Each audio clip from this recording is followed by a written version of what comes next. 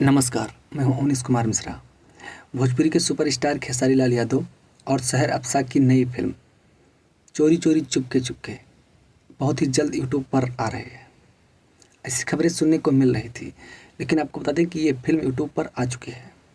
Entertainment रंगीला YouTube channel पर ये film आई है। खेसारी लाल यादव और शहर अब्सा की जो जोड़ी वाली फिल्म है, काफ़ी अच्छी फिल्म है। ये काफ़ी अच्छी सीन है इस फिल्म में, जैसा कि नाम से प्रतीत हो रहा है कि एक लव स्टोरी फिल्म है।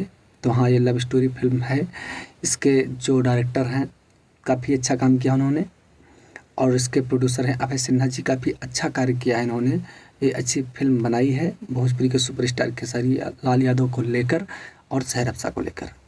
आपको बता दें, शहर अब्सा साउथ इंडस्ट्री की कलाकार हैं जो भोजपुरी में काफ़ी दिनों से कार्य कर रही हैं, काफ़ी अच्छा कार्य कर रही हैं। आपको कैसी लगी ये फिल्म, कमेंट करके जरूर बताइएगा। धन्यवाद।